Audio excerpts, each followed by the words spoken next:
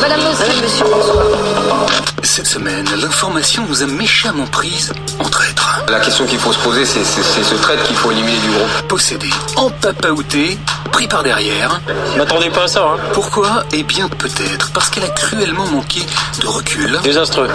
Catastrophique. Et si l'actualité manque de recul, comment veux-tu qu'elle ne soit pas totalement ridicule?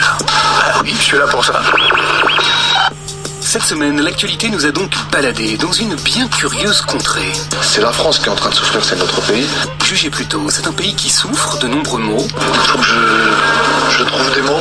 Des maux économiques et sociaux. 1500 milliards d'endettement, 150 milliards de déficit public, un chômage qui est près de 10%. Mais qui n'emploie les grands mots, les gros mots, que pour fustiger un tout petit mal. Lamentable. Nul, archi nul. Eh oui, là-bas, la contre-performance d'une équipe de foot devient un psychodrame. Le psychodrame. Ce psychodrame. Psychodrame. Une véritable affaire d'État. C'est donc devenu une affaire d'État, peut-être d'ailleurs parce que c'est une affaire d'État. Alors que des tas d'affaires, qui concernent pourtant ceux qui les dirigent, ne suscitent quasiment pas de commentaires. Ah, j'ai les boules. Leurs secrétaires d'État peuvent fumer 12 000 € de cigares aux frais des contribuables ou prêter leur appartement de fonction à leurs proches. Des proches qui profiteraient aussi du cuisinier ou du maître d'hôtel mis à disposition par l'État. L'épouse du ministre du budget est employée pour gérer la fortune d'une femme qui pratique la fraude et l'évasion fiscale. 16 milliards de fortune, 40 millions d'impôts en moyenne par an. On voit bien que ça ne colle pas. Mais lorsque son ministre de Marie s'offusque, c'est au sujet de l'équipe de foot. Je pense que pensent tous les Français, voilà. C'est un énorme gâchis.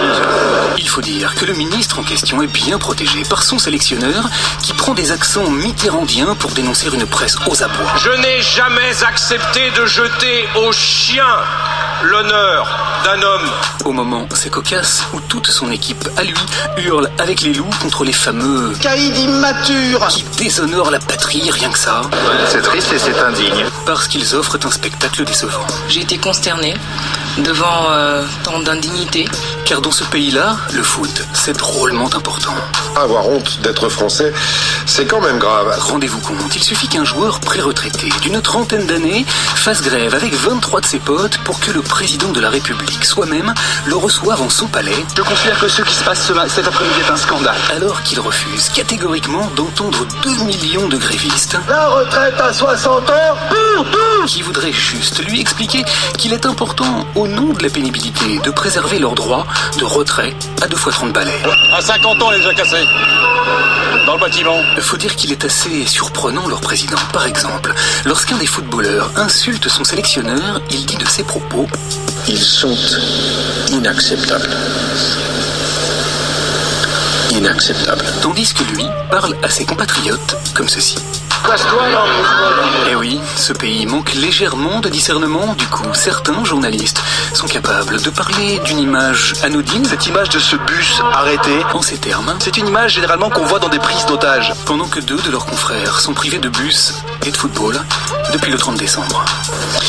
175 jours, bientôt 6 mois, que nos 2 confrères de France 3, Hervé Guéquière et Stéphane Taponnier, sont otages en Afghanistan. Allez, devant autant d'outrance, on en aurait presque oublié de signaler ici que ce petit royaume a aussi décidé de priver de micro 2 de ses meilleurs bouffons.